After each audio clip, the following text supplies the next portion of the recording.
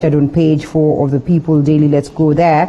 And yes, finally, it looks like we're going to have activities running as expected at the level of the county after again the governors threatened that they would down the tools or they would stop activities or put a stalemate on matters county activities if they're not going to be able to get this monies going down there. So indeed a relief for broke counties as Uhuru signs the revenue bill, and President signs bill just a day after members of parliament passed it but lashed out at the Senate for delaying its passage, which was expected to have happened in July.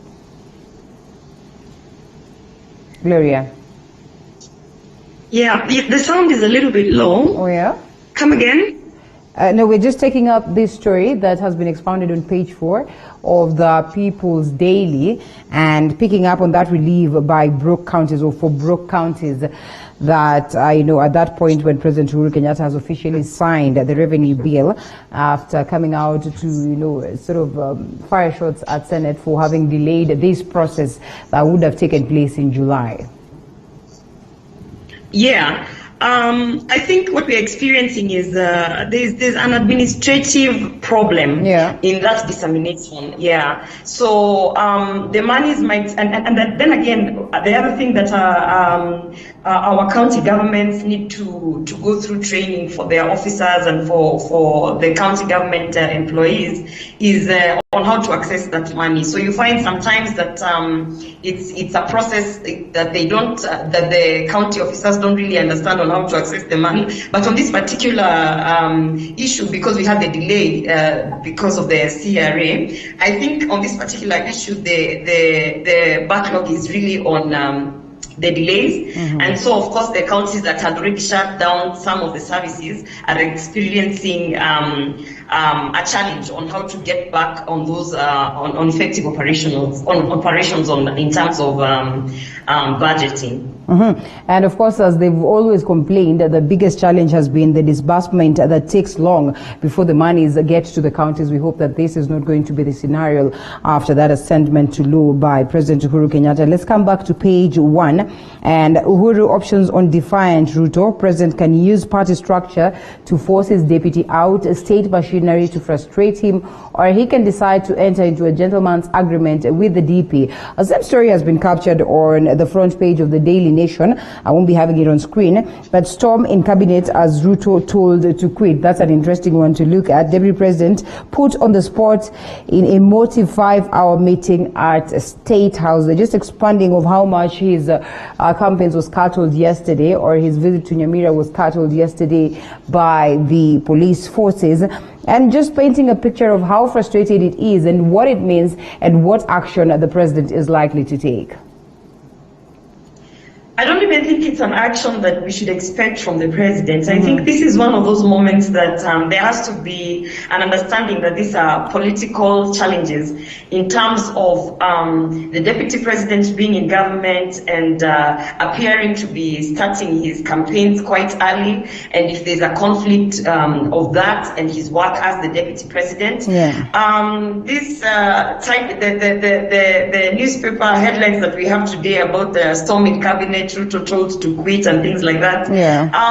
One of the things that I have respect for retired Prime Minister Raila Odinga is that that when there is a political challenge, the only way to face it is by approaching it in a political way. So as you've seen, he's concentrating on his campaign platform being the BBI. So he's really pushing that. He understands that Ruto is gaining ground very quickly, and he understands that the deputy president's platform of campaign is on an economic level in terms of empowering those who are economically challenged and Kenyans who, so to speak, the hustlers. So his response is that BBI will also solve those kind of problems and other problems. But when you look at what the Keleweke team is busy doing, attacking, trying to use state machinery to to sort of calm down the temperatures and stop the deputy president from gaining ground.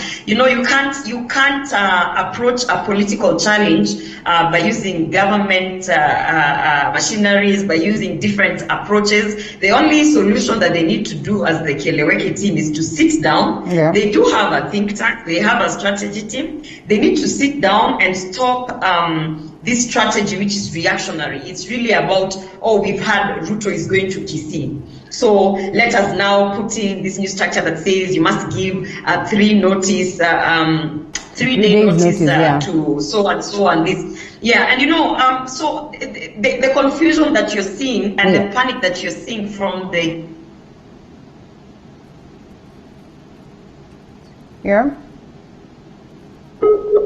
Well, some bit of a twist there, and let's keep waiting to see whether that can be fixed.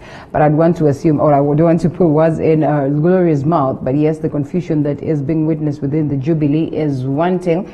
And this is something that has risen political temperatures in the country from what we witnessed over the weekend at, Kenol in Muranga County. Pretty much unfortunate occurrences that probably, pushed the government to take this direction of coming up with, restrictions for the people who would want to hold political rallies across the countries, and, telling them that there's need for them to, make sure that they give 3 days notice to the OCS of this particular area that they intend to tour or they intend to carry their activities from. So it's a story that has been expounded on page 7 of the People Daily, and equally, like I said, it's also on the front page of the Daily Nation, expounded on page 4 of the same. I want to believe that also the same story has been captured on the Standard newspaper. Let's see whether we have that.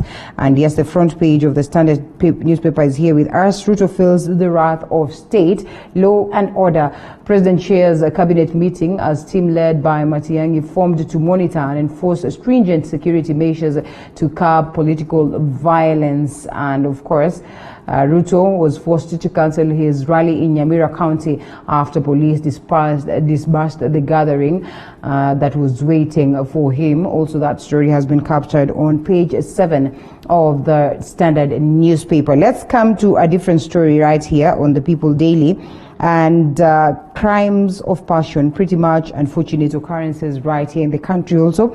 These cases are becoming more and more. A story that has been captured on page 2, bizarre love tale of lawyer, officer and panga. That is page 2. Officer slashes lawyer with machete in a marriage fight. That is Constable Njeri claimed she attacked victim with a panga when he attempted to rape her in his house. Well, that's pretty much unfortunate, and investigations being conducted in regards to the same. I'd love to hear Gloria's sentiments on the same. Gloria, crimes of passion, I don't know. Well, I, in a way, tried to wind up that subject that we were discussing for you. Unless there's something crucial that you'd want to add, maybe we can pick this story that has been captured on page 2 of the People Daily on bizarre love tale of lawyer, officer and a panga who slashed by this lady, Constable Njeri, who claimed she attacked him, or she attacked the victim with a panga when he attempted to rape her in his house. You know, I read that story and a lot of things came to my mind. The mental health of a lot of Kenyans, maybe because of the pandemic or build-up of certain things. I also thought about the situation of a person attacking and cutting off both hands of someone else, and I asked myself, at the moment that one hand has been cut off, is this person still attempting to attack you? There's so many unknowns on that situation, but to me it really spoke a lot to me about the mental health of Kenyans and how this is an issue that we need to start taking seriously, because we really need to sensitize that there are situations where a person might appear normal, but really they are not there, they're not okay. Well, okay, well, we leave that one. It's quite an unfortunate occurrence, like you rightfully put it. And we cross over to a different story altogether. But we do not forget to remind you that Mount Kenya University is celebrating its 18th virtual graduation ceremony. And this will be streamed live on TV47. Yes, the home of untold stories. So keep yourself up to par in regards to the same. That is today. We are up in year and preparing for the same. It's going to be an interesting day as the graduates wait to celebrate this special day amid these tough times of COVID-19. But that aside, let's cross over to a different story altogether. And yes, I think it's only fair that we pick stories from the other newspapers just to see what is also on the front page of the Daily Nation, as I try to get a hold of how I can put that on screen. Westgate man freed by court, abducted minutes later. Kenya lawyer said that gunmen he suspects were security officials wearing black and abducted his client on Thursday shortly after he was acquitted of supporting the 2013 extremist attack on the Westgate Mall that left 67 people dead. First of all, take on this move that, of course, the courts made, and the fact that this has happened just after this particular suspect who was acquitted. I think it's time we have some sort of integration within our systems in terms of the judiciary, the police force, and all other arms that are involved in when you come to investigations and the whole court process down to the convictions.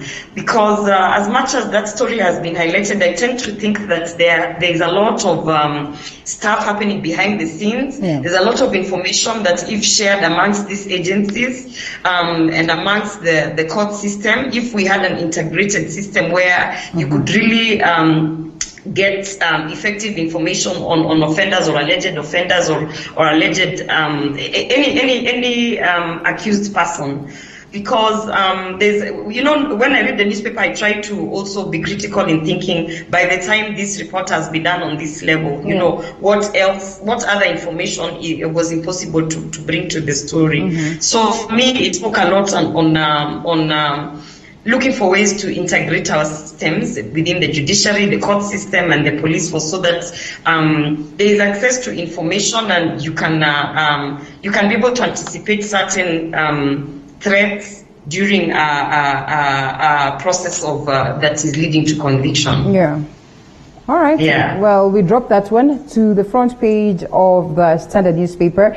I am still the same fighter. Right Honorable Raila Odinga opens up on politics, governance, and why he believes that the judiciary is an accomplice in graft. Yes, there you go. A story that has been expounded on the Standard newspaper, page 6.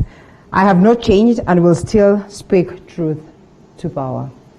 You know the reason why he had to come out and talk about he has not changed, he's still the same person? Yeah. Because the public is questioning his moves. All the way since the handshake.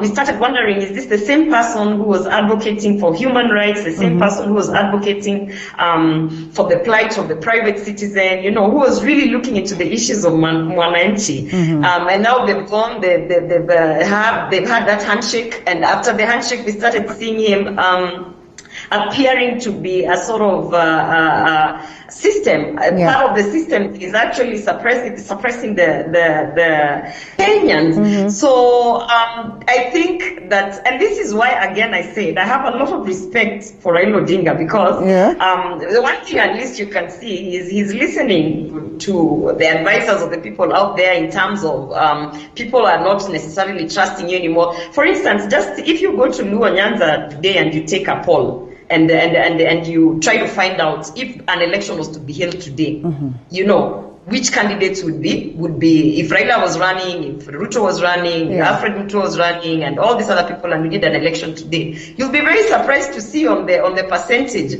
over 50% of guys in Luo Nyanza, they are undecided. And that is what we tend to think is the bedroom of Raila Odinga. So I think what is happening now, and you can see that, is that he's aware that the trust has been lost. We were expecting to see him continue with the fight for the plight of the people, for the plight of the families that have lost loved ones because of the political activities around his campaign, like Baby Pendo and all these other families. We were hoping to see him continue with that spirit of there has to be justice. Yeah. But ever since the handshake, and now we know he's in government, and we have seen throughout the pandemic on how he has spoken, or how the party has given statements of that are not necessarily the position we thought he'd pick, especially in terms of the COVID billionaires. We saw ODM trying to be, they came out looking like empathizers of corruption. Yeah. So he's lost his footing. And I don't think it's one that he can recover within the 2 years that we have to the next election. I don't think that how many sponsored articles in the newspaper will make him gain enough momentum against the Hustler Nation, All right. Well, okay. Those are interesting views. And as we we still remain on that note of Right Honorable Raila Odinga. He says that the BBI is going to be that one outfit that is going to be very instrumental towards ensuring discrimination against women. That is a story that is on the People's Daily. I don't know what you make of this, even as you take a look at these stringent measures that have been put on board. I know you wanted to talk about this, but yes, we're not able to, as Ruto becomes the first casualty of new NSAC rules. On BBI, I've heard it even yesterday when he was being interviewed. I think it was at KTN, and he said, these people are opposing a document that they have not seen, and he said, you can't oppose the document that you've not seen. But I almost wanted to speak at him through the TV and tell him we also cannot accept a document that we cannot see, and the mystery of this BBI being released and being tabled is just absolutely silly. Because by now, this is an initiative that has actually been sponsored by governments, by the taxpayers' money. And by now, he should not be talking about it as if it's such a big mystery. If it's a document, whether it is 3,000 pages, today we should be able to access it and read it so that we can understand what he keeps saying, that this is the solution to all of the Kenyans' problems. I believe that Raila Odinga needed a platform of campaign, and he really must have assessed the situation at the moment, thinking that in order for my handshake to look relevant, I must run on a spirit, on a platform that says uniting Kenyans. I think they even started off well in terms of BBI going around trying to get the public opinion of guys. And then they realized that there's not really any interest of that spirit of unity. In fact, if anything, the interest is about economic empowerment. So the problem that the BBI drivers are having is that they are really looking for an opportune time to launch that document. But the pandemic has really messed up the timing. And then after during the pandemic, we had the COVID billionaires. So how do you go back and tell people to go to a referendum? And then after that, there has been momentum from the Hustler Nation. So it's not that this document is like, the golden platter that we need. It is a normal document, probably doesn't have, I read the first one that was released. It doesn't have much. It's nothing that we don't have in our constitution or in the other forms of government agencies. So for me, BBI is just an illusion.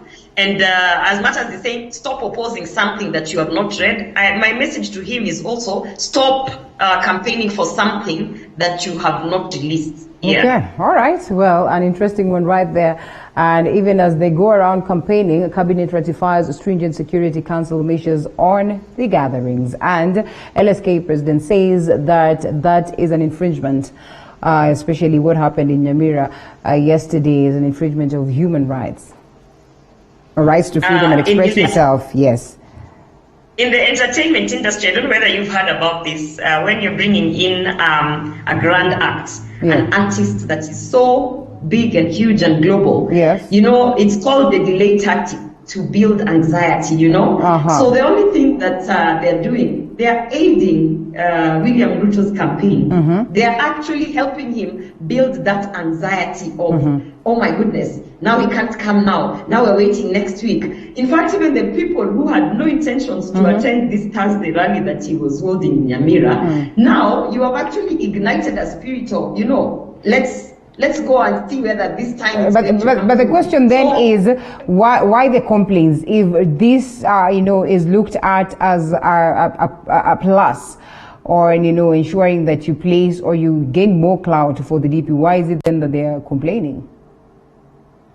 I don't think they're complaining. Of course, at this moment, I think the initial reaction when you're told to shut up is, I can speak, I have a right to express my things. Okay. But then when you go back home in the evening and you see how the public is responding to that situation, then you think to yourself, actually, this is for my benefit. So so of course the rights of freedom of association, particularly because if I want to associate myself with the deputy president and I want to go to a gathering where he is empowering me by giving me those wheelbarrows or whatever it is they went to do in Nyamira, why should anybody limit me in terms of associating to that movement, to that association of the Hustler movement? So there is an infringement, but you know, the flip side of it is they're actually aiding his campaign. And then that's the thing I was trying to say. If Kieleweke would actually sit down as a think tank and look for their own strategy, the same way Raila Odinga is working on his strategy, which is BBI, on his platform. You know, when you ask any member of the Kieleweke, so who's your candidate? Who's your potential candidate? They can't even give you one name. All right, let's drop that one. And speaking of candidates, as we get to wind up, the Independent Electoral and Boundaries Commission yesterday declared its readiness to conduct fresh elections for members of parliament and senators should the president decide to abide by Chief Justice David Maraga's advisory and dissolve parliament. However, they decry a lack of funds that could likely derail preparations for mass by-elections nationally.